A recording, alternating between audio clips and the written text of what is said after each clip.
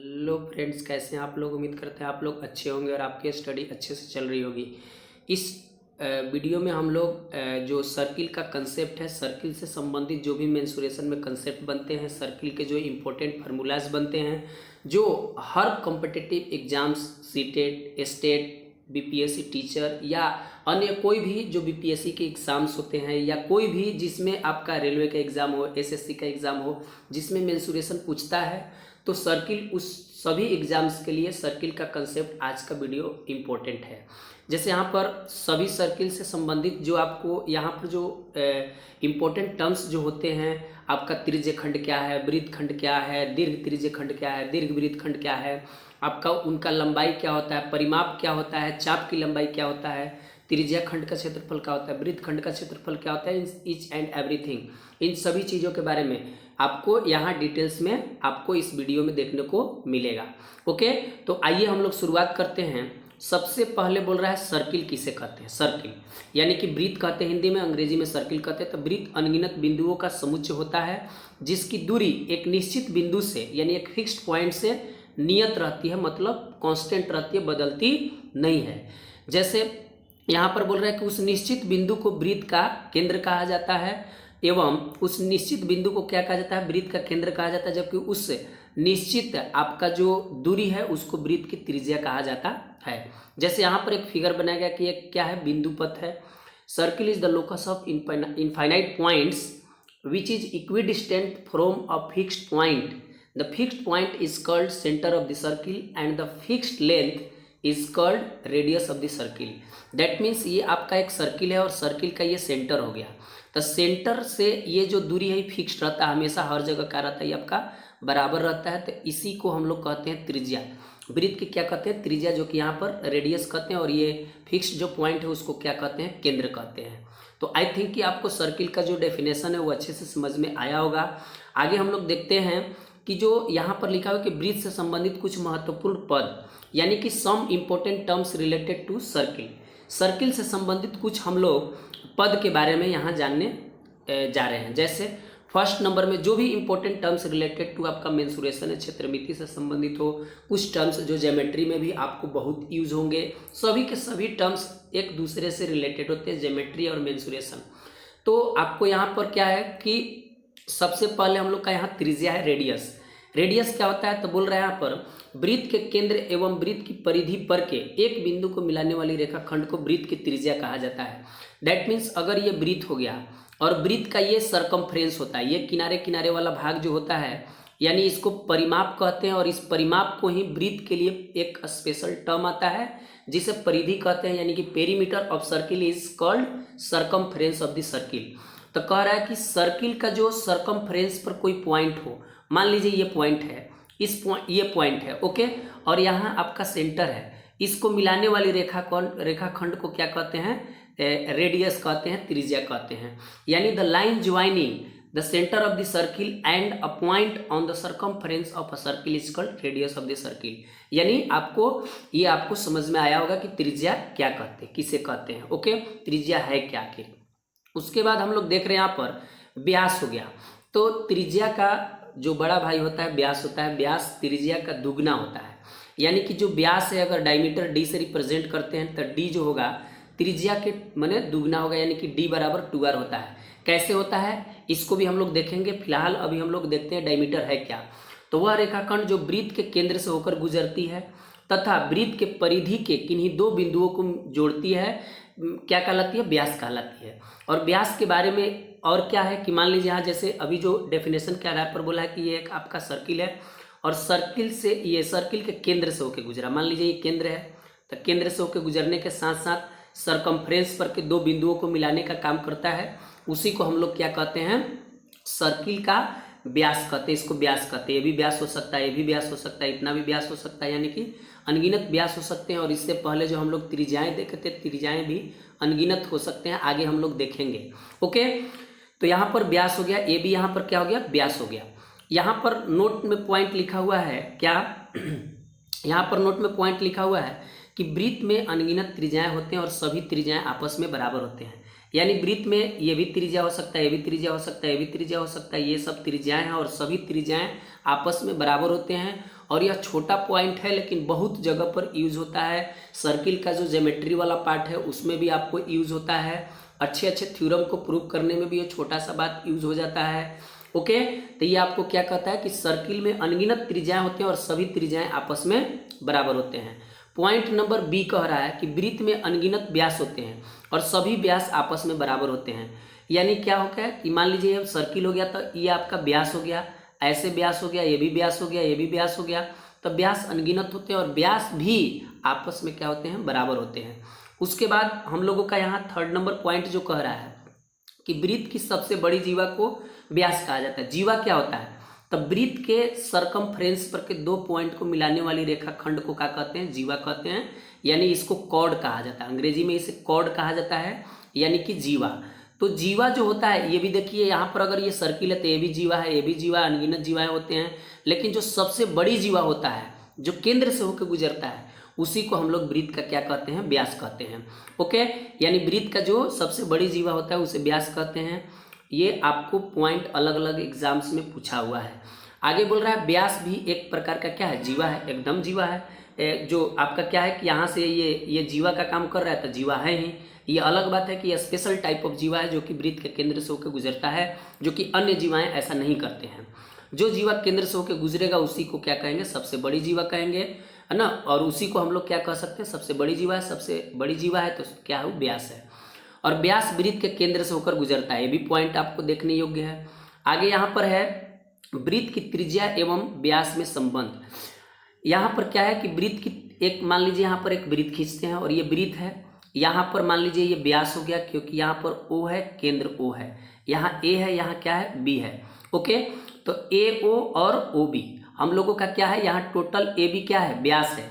इसको हम AB को D लिख सकते हैं, क्या AB बराबर D लिख सकते हैं, व्यास डायमीटर। और AB को क्या लिख सकते हैं, AO प्लस OB। AO चाहे OA प्लस क्या लिख सकते हैं, OB लिख सकते हैं। बराबर क्या होगा, D जो है सो है। यहाँ पर क्या होगा, AO कितना होगा, रेडियस है, AB रेडियस है, तो ये R प्लस आपका ये भी R हो जाएगा। R कितना हो जाएगा, 2R is equal to D। तो यही वाला हम लोगों का सिद्ध हो गया कि जो व्यास होता है त्रिज्या के क्या होता है, दुगना होता है। व्यास जो होता है त्रिज्या के दुगना और त्रिज्या जो होता है व्यास के क्या होता है, आधा होता है। इस कंसेप्ट से हम लोग इसको प्रूव करें, जो कि यहाँ पर आपको दिखाया गया है कि किस तरह से व्यास को आपको प्रूव करा गया है। यहाँ पे व्यास और त्रिज्या में क्या संबंध होता है, इन सभी के बारे में हम लोग देखें। ओके, यहाँ पर एक पॉइंट नोट में यहाँ लिखा हुआ है कि त्रिज्य खंड को द्वित्रिज्या कहते हैं। अभी हम लोग त्रिज्य खंड को आगे पढ़ेंगे तो वहाँ भी इसको चर्चा करेंगे कि त्रिज्य खंड सेक्टर होता क्या है। ओके, आगे हम लोग देखते हैं नेक्स्ट पॉइंट क्या कहता है, नोट। यहाँ नोट में बोल रहा है, क्या बोल रहा है पॉइंट नंबर फर्स्ट में कि किसी वृत्त की त्रिज्या उसके व्यास का आधा होता है। वही जो हम लोग प्रूव करें उसी के आधार पर यह कंक्लूजन निकला है कि वृत्त की त्रिज्या जो होती है, वृत्त का जो व्यास होता है उसके क्या होता है, वृत्त का व्यास त्रिज्या के दुगना और त्रिज्या व्यास का आधा होता है। वही बात यहाँ पर लिखा हुआ है। अगला नेक्स्ट पॉइंट जो हम लोगों का यहाँ पर आ रहा है, जीवा, जो कि हम लोग पढ़ चुके हैं। जीवा के बारे में थोड़ा सा हम लोग देखने का प्रयास किया, लेकिन यहाँ पर जीवा जो कॉर्ड है क्या कहता है, वृत्त के परिधि पर के किन्हीं दो बिंदुओं को मिलाने वाली रेखाखंड को वृत्त की जीवा कहा जाता है। अर्थात वह रेखाखंड जो वृत्त के परिधि पर के किन्हीं दो बिंदुओं को मिलाती है वृत्त की जीवा कहलाती है। जैसे यहाँ पर अगर बात करा जाए कि यहाँ पर एक सर्किल ले लिए, तो सर्किल का ये सरकमफ्रेंस हुआ कि नहीं हुआ, और ये सरकमफ्रेंस पर के दो बिंदुओं को मिलाने वाला रेखाखंड को क्या कहते हैं, आपको कॉर्ड कहते हैं, जीवा कहते हैं। The line joining two points on the circumference of a circle is called chord of the circle. और किसी भी सर्किल में अनगिनत कॉर्ड होते हैं और सभी कॉर्ड आपस में बराबर नहीं होंगे। सभी जीवाएं आपस में बराबर होंगे क्या, इसका लेंथ कुछ और, इसका कुछ और, इसका कुछ और इसका कुछ और, इसका कुछ और, इसका कुछ और इन सभी जीवाओं में एक जीवा ऐसा है जो स्पेशल टाइप का जीवा है जिसका स्पेशल नाम है व्यास, यानी अंग्रेजी में इसे कहते हैं हम लोग डायमीटर कहते हैं, जो कि केंद्र से होकर गुजरता है। ओके, आइए आगे हम लोग देखते हैं। यहाँ पर जैसे यहाँ पर जीवा जो है ये आपको बताया गया है कि सभी जीवाएं आपस में बराबर नहीं होते, अनगिनत जीवाएं होते हैं। उसके बाद यहाँ पर पॉइंट निकल के आ रहा है कि सबसे बड़ी जीवा को वृत्त के केंद्र से होकर गुजरता है, जिसे व्यास कहते हैं। उसके बाद हम लोगों का एक टर्म आपका फोर्थ नंबर पॉइंट निकल के आया कि वृत्त की सरकमफ्रेंस क्या होता है। सरकमफ्रेंस होता है, सीयू होता है यहाँ पर आपका। सरकमफ्रेंस क्या होता है, तब वृत्त के परिमाप को वृत्त की परिधि कहा जाता है। यानी वृत्त का परिमाप क्या होता है, तो जैसे यहाँ पर आपका ये सर्किल है, जैसे यहाँ पर कोई भी यहाँ एक रेक्टेंगल ले लेते हैं आयत, और आयत के आमने सामने की भुजाएं क्या होती हैं, बराबर होते हैं। तो इसका आपका होता है 2 × L+B होता है, इसका भी प्रूफ है कैसे होता है। इसका एरिया L × B होता है, कैसे होता है, क्यों होता है। इसका डायगोनल जो होता है आपका √L² + B² होता है, कैसे होता है। यानी कि आपका वर्ग हो, आयत हो, आपका पिरामिड हो, प्रिज्म हो, आपका सिलेंडर यानी कि आपका बेलन हो, शंकु हो, सभी का फॉर्मूला आपका प्रूफ होगा कैसे। ओके, लेकिन अभी हम लोग यहाँ सर्किल के बारे में पढ़ रहे हैं। तो सर्किल का कार्य परिधि यानी कि परिमाप को ही परिधि कहा जाता है। तो जो ये आपका यहाँ निकल के आया जो कि ये जो किनारे किनारे का जो लेंथ है यही परिमाप हुआ गोले गोले आपका। तो यही आपका परिमाप जो है, इसका वृत्त के लिए परिधि एक स्पेशल टाइप के टर्म्स यूज होता है, क्या, परिधि। ओके, यहाँ पर अर्थात, यहाँ पर एक अर्थात में भी परिभाषा दिया है, वो क्या, दैट मीन्स कह रहा है कि वृत्त के संपूर्ण चाप की लंबाई को वृत्त की परिधि कहा जाता है। The total length of arc of a circle is called circumference of the circle, that means what, ये पूरा आर्क लेंथ हुआ, पूरा संपूर्ण आर्क लेंथ हुआ, चाप की लंबाई ये हुआ। तो इसी को हम लोग कहते हैं वृत्त की, क्या कहते हैं, परिधि कहते हैं। इसी को वृत्त की परिधि या वृत्त का परिमाप, लेकिन इसका ज़्यादा यूज होता है परिधि। ओके, आगे हम लोग देखते हैं कि यहाँ पर है, जैसे यहाँ पर इस फिगर में भी दिखाया गया आपको कि वृत्त की परिधि क्या होता है। आगे हम लोगों का है चाप, आर्क जिसको कहते हैं। चाप क्या होता है, तो किसी वृत्त के लगातार टुकड़े को चाप कहा जाता है। जैसे यहाँ पर वृत्त है और इसका लगातार, मान लीजिए यहाँ से ए है, यहाँ बी है, यहाँ ए अगर रिप्रेजेंट करते हैं, यहाँ बी, तो ये जो कंटिन्यूअसली जो हो गया यही चाप हो गया। तो जो छोटा है इसको छोटा है तो लघु चाप कहेंगे, और ये बड़ा है तो इसको क्या कहेंगे, दीर्घ चाप कहेंगे। यानी कि मेजर आर्क कहेंगे, इसको माइनर आर्क कहेंगे। दैट मीन्स यानी कि वृत्त में जो चाप होते हैं दो प्रकार के हो सकते हैं, यानी कि दीर्घ चाप हो सकते हैं, आपका दीर्घ चाप, और आपका क्या हो सकता है, लघु चाप। जिसकी लेंथ कम हो उसे लघु चाप, जिसकी लेंथ ज़्यादा उसे दीर्घ चाप कहेंगे। जैसे कंटिन्यूअस पार्ट जो होता है सर्किल का, उसी को क्या कहते हैं हम लोग, चाप कहते हैं। जैसे यहाँ पर भी दर्शाया गया है, यहाँ पर भी आपको यहाँ पर मिल रहा है, यहाँ पर क्या कि ये जो है ए बी यहाँ से यहाँ तक जो है ये आपका कंटिन्यूअस पार्ट है, तो ये लघु चाप हो गया, और ये भी कंटिन्यूअस पार्ट है तो ये दीर्घ चाप हो गया। ओके, तो हम लोगों ने कुछ टर्म्स को जानने का प्रयास किया। आगे हम लोगों का है यहाँ पर केंद्रीय कोण, जो कि आपका सेंट्रल एंगल अंग्रेजी में कहते हैं, इसको सेंट्रल एंगल कहते हैं। ओके, क्या होता है, तो बोल रहा है कि वृत्त के चाप द्वारा केंद्र पर बनाए गए कोण को केंद्रीय कोण कहा जाता है, या फिर वृत्त के केंद्र पर वह कोण जो दो त्रिज्याओं द्वारा बना हो केंद्रीय कोण कहलाता है। और इसका यूज होता है त्रिज्यखंड वृत्तखंड के क्षेत्रफल को ज्ञात करने में। जैसे यहाँ पर एक बाबू वृत्त है और यहाँ पर केंद्र है, तो कह रहा है कोई चाप, यहाँ से एक चाप ले लेते हैं, ए और बी एक चाप है, और ये आपका क्या है, चाप है। देख लीजिए यहाँ पर क्या हम लोग इसको कर सकते हैं, ये चाप है, ये चाप है, और इसके द्वारा वृत्त के केंद्र पर जो कोण बनेगा, या फिर दो त्रिज्याओं के बीच का कोण जो कि वृत्त के सेंटर पर हो, सेंटर पर है, तो इसी को हम लोग कहते हैं सेंट्रल एंगल, केंद्रीय कोण कहते हैं। ठीक है, तो आई थिंक कि केंद्रीय कोण आपको अच्छे से समझ में आया होगा, जो कि यहाँ पर फिगर में भी दिखाया गया है। अब आइए, यहाँ पर एक टर्म आता है स्पर्श रेखा, टेंजेंट जिसको कहते हैं, ये आपको ज्योमेट्री में भी यूज होता है। और टेंजेंट मीन्स स्पर्श रेखा, यानी कि वह रेखा जो वृत्त को केवल एक ही बिंदु पर स्पर्श करे, उसी को क्या कहते हैं, वृत्त की स्पर्श रेखा कहते हैं। जैसे अगर इसको अगर देखना है बाई फिगर, तो यहाँ पर फिगर में भी दर्शाया गया होगा, जो कि यहाँ पर देखा जाए तो यहाँ फिगर में है कि एक सर्किल है और इसको एक बिंदु पर टच करता हुआ जाए, इसी को स्पर्श रेखा कहते हैं, टेंजेंट कहते हैं। और जहाँ स्पर्श रेखा स्पर्श करता है उसे स्पर्श बिंदु कहते हैं। ठीक है, तो आई थिंक ये स्पर्श रेखा समझ में आया होगा। अलग अलग दो वृत्तों पर जैसे उभयनिष्ठ स्पर्श रेखा से रिलेटेड भी क्वेश्चंस आते हैं, जो कि ज्योमेट्री का पार्ट हो जाता है। यहाँ पर हम लोग मेंसुरेशन को यहाँ पर कंसीडर कर रहे हैं। सो उसको जब हम लोग ज्योमेट्री पढ़ेंगे तो उन सभी को कि जब दो वृत्त बाह्य स्पर्श करे यानी बाहरी टच करे तो कितने उसमें उभयनिष्ठ कॉमन टेंजेंट्स हो सकते हैं, या जब एक दूसरे को कट करे तो क्या होगा, एक वृत्त दूसरे वृत्त के अंदर हो जाएगा तो क्या होगा, एक वृत्त दूसरे वृत्त को अंदर से स्पर्श करे तो क्या होगा, एक वृत्त दूसरे वृत्त को न कट करे न टच करे तो कितने उभयनिष्ठ स्पर्श रेखाएं होंगे।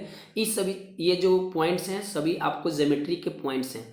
ओके, यहाँ पर है अर्धवृत्त। अर्धवृत्त कह रहा है कि सेमी सर्किल क्या होता है, तो जो वृत्त का आधा भाग होता है बाबू, उसी को हम लोग क्या कहते हैं, सेमी सर्किल कहते हैं।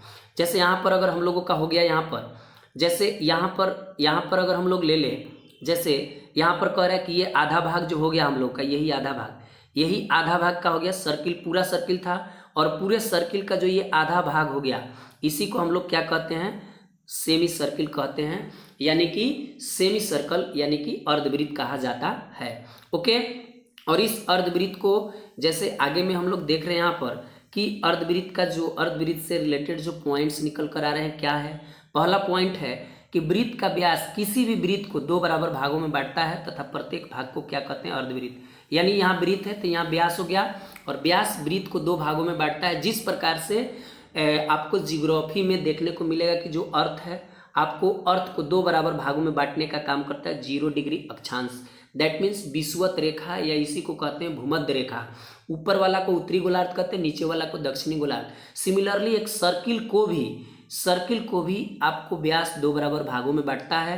प्रत्येक भाग को, यानी ये भी भाग और ई वाला भाग भी आपको क्या कहलाएगा, अर्धवृत्त कहलाएगा, सेमी सर्किल कहलाएगा, जो कि यहाँ पर आपको पॉइंट में यहाँ पर मेंशन कराया गया है।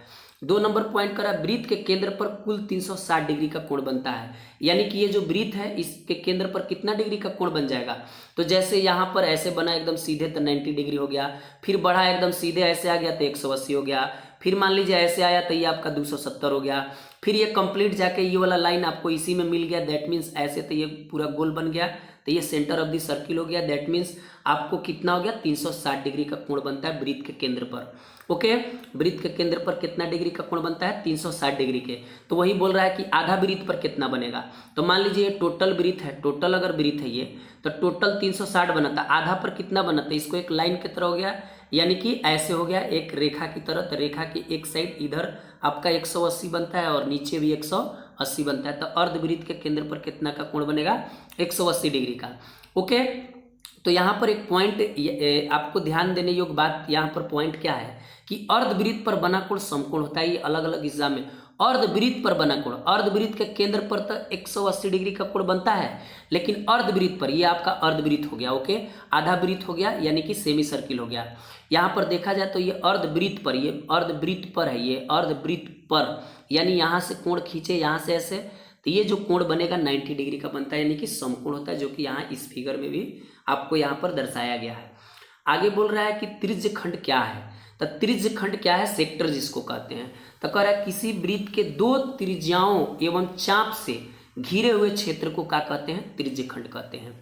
जरा सा देखिए कि त्रिज्य खंड, जैसे यहाँ पर एक वृत्त हो गया हम लोगों का, और ये वृत्त जो है, इस वृत्त में हम लोग देख रहे हैं कि यहाँ पर जो त्रिज्या, 2 त्रिज्या हो गया, ये त्रिज्या हो गया, ये सेंटर हो गया, और ये हम लोगों का क्या हो गया, चाप हो गया। तो इसके द्वारा जो ये घिरा हुआ क्षेत्र है, इसी को हम लोग क्या कहते हैं, त्रिज्य खंड कहते हैं। तो क्या कोई अगर यहाँ से पूछे, कोई कह दे कि क्या ये आपका त्रिज्य खंड नहीं है, ये त्रिज्य खंड नहीं है, एकदम है। क्यों है, क्योंकि ये भी तो एक चाप है, और इस चाप है और ये त्रिज्या है, तो इस भी घिरा हुआ है, तो इसको कहेंगे लघु त्रिज्य खंड। क्या कहेंगे, लघु माइनर सेक्टर कहेंगे, और इसको क्या कहेंगे, आपको दीर्घ त्रिज्य खंड। क्या कहेंगे, दीर्घ त्रिज्य खंड। यानी कि त्रिज्य खंड भी जिस प्रकार से चाप 2 प्रकार के होते थे, यानी कि लघु चाप और आपका क्या था, दीर्घ चाप, उसी प्रकार से आपका त्रिज्य खंड भी 2 प्रकार का होता है, लघु आपका और एक का होता है दीर्घ, यानी कि माइनर और मेजर होता है। तो त्रिज्य खंड जो हम लोग परिभाषा समझे थे, यहाँ पर आइए हम लोग समझते हैं। यहाँ पर आपका वृत्तखंड वलय नहीं होगा, वृत्ताकार वलय होगा।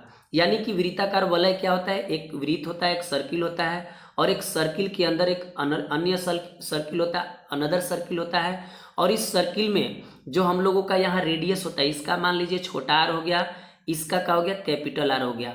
तो जो ये हम लोगों का बनता है, यही वाला भाग क्या कहलाता है, इसी को हम लोग कहते हैं वृत्ताकार वलय। तो वृत्ताकार वलय जो होता है, वृत्ताकार वलय का क्या एरिया होता है, ये आगे हम लोग देखने वाले हैं। इसका क्या कैसे निकलता है, इसका जो ये जो पाथ है, इसकी चौड़ाई कैसे निकलेगी, इन सभी चीज़ों के बारे में आगे हम लोग चर्चा करने वाले हैं फार्मूला के रूप में, जो कि आगे हम लोग इसमें हम लोग अभी टर्म्स के बारे में सीख रहे हैं। तो टर्म्स क्या है, वृत्ताकार वलय क्या है, आप लोग भली भांति इसको समझे होंगे। आगे क्या है, वृत्त का चतुर्थांश, यानी यहाँ अंग्रेजी में क्वाड्रेंट होगा।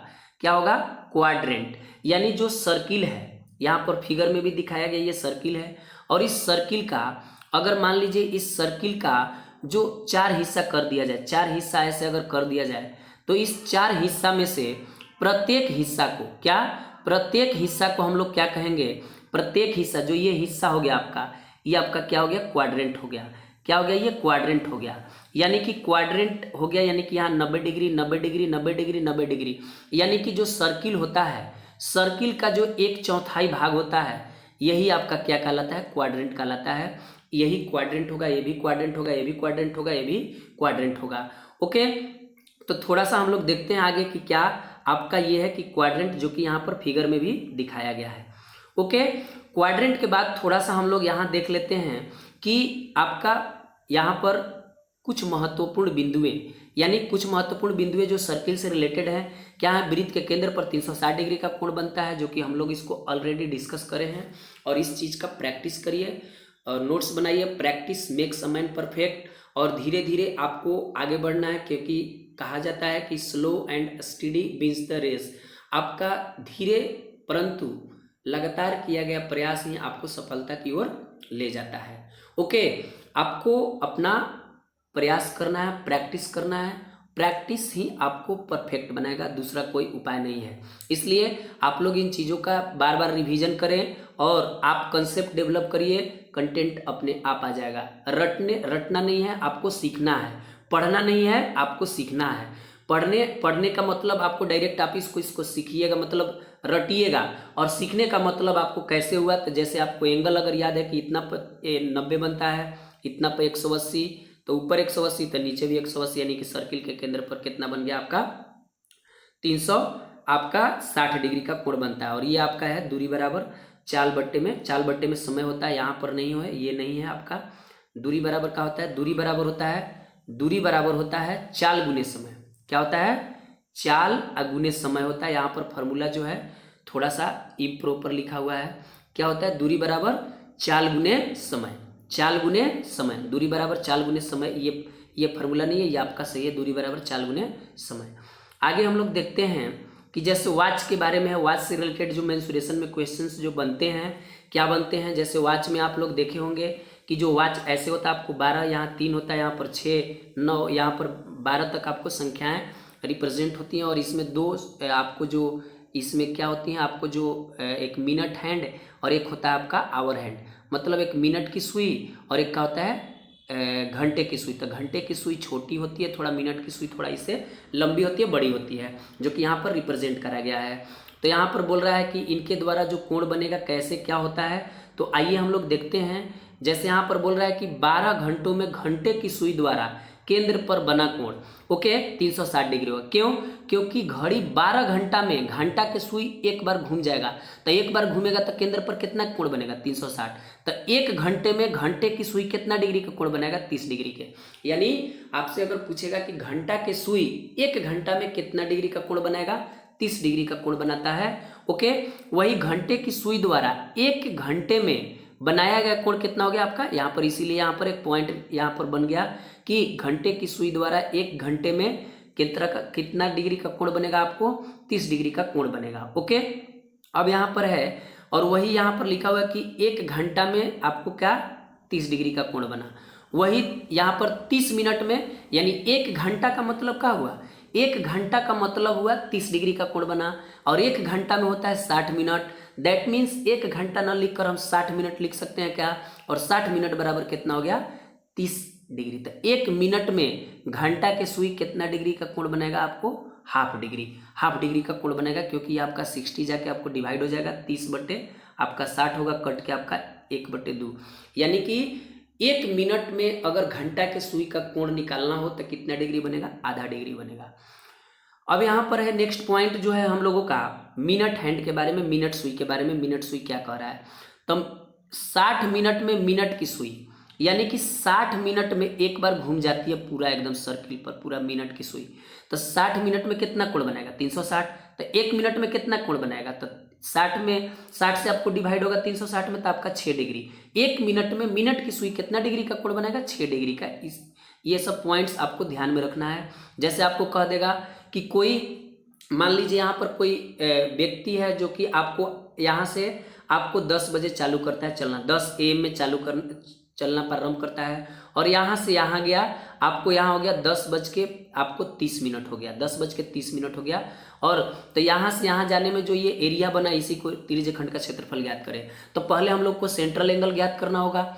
अब हम लोग फार्मूला जानेंगे तब न जानेंगे कि आपको क्या होता है सेंट्रल एंगल। तो जब सेंट्रल एंगल जान जाएंगे यहाँ पर, तो सेंट्रल एंगल क्या हो जाएगा, यहाँ से यहाँ आने में 30 मिनट लगा। और जानते हैं कि 1 मिनट में मिनट की सुई 6 डिग्री का कोण बनाते हैं, तो 30 मिनट में 180 डिग्री का कोण आपको 18 आपका हो जाएगा, बन जाएगा। ओके, आगे हम लोगों का है, जैसे यहाँ पर हम लोगों का है कि त्रिज्य खंड के ही आपको यहाँ पर दिखाया गया कि त्रिज्य खंड, यहाँ पर जो इस फिगर के द्वारा त्रिज्य खंड के बारे में ही आपको दर्शाया गया है कि दीर्घ त्रिज्य खंड, लघु त्रिज्य खंड और चाप, ये चाप होता है। ओके, इन सभी के बारे में जो कि हम लोग आगे पहले ही डिस्कस कर चुके हैं इसके बारे में। ओके, यहाँ पर है वृत्तखंड। वृत्तखंड क्या होता है, तो वृत्तखंड के एक जीवा एवं चाप द्वारा घिरे हुए क्षेत्र को वृत्तखंड कहते हैं। जैसे यहाँ पर आपका ये सर्किल है और यहाँ पर जीवा है, ठीक है, तो ये चाप हुआ कि नहीं, ये चाप है। और इस चाप और इस जीवा के बीच का जो ये क्षेत्र है, इसी को क्या कहते हैं हम लोग, वृत्तखंड कहते हैं। तो ये भी वृत्तखंड है, यस। तो ये आपका दीर्घ वृत्तखंड हो गया, ये आपका लघु वृत्तखंड हो गया, जो कि यहाँ पर दिखाया गया है। इस फिगर के माध्यम से भी आपको दिखाने का प्रयास किया गया है। आगे हम लोगों का बोल रहा है पॉइंट जो कि यूज होता है ज्योमेट्री में भी एज वेल एज आपको मेंसुरेशन में भी आपको यूज होता है, जो कि यहाँ पर बोल रहा है क्या, कि बोल रहा है कि सकेंद्रीय वृत्त क्या होता है, कंसेंट्रिक सर्किल क्या होता है। यहाँ पर बोल रहा है सकेंद्रीय वृत्त क्या होता है, कंसेंट्रिक सर्किल। ओके, सकेंद्रीय वृत्त कहिए चाहे एक केंद्रीय वृत्त कहिए, तो इसका परिभाषा होता है 2 या 2 से अधिक वृत्त, वैसे वृत्त जिनका केंद्र एक ही हो परंतु त्रिज्याएं अलग अलग हों। जैसे अगर इसको समझना है तो इसको समझने के लिए हम लोगों को क्या करना होगा कि मान लीजिए एक यहाँ पर क्या है, सर्किल है। ओके, सर्किल, और यहाँ पर एक अनदर सर्किल है। ओके, इसके अंदर एक अनदर सर्किल है, फिर यहाँ पर क्या है, एक अलग सर्किल है, फिर यहाँ पर एक अलग सर्किल हो गया। यानी कि त्रिज्याएं अलग अलग, इसकी त्रिज्या ये हो गया, इसकी त्रिज्या ये हो गया, इसकी त्रिज्या आपका ये हो गया। तो अलग अलग, केंद्र एक ही हो लेकिन त्रिज्याएं अलग अलग हो, तो उन वृत्तों को क्या कहा जाता है, कंसेंट्रिक सर्किल, यानी कि सकेंद्रीय और एक केंद्रीय वृत्त कहा जाता है। That means 2 or more circles having same centre but different radii.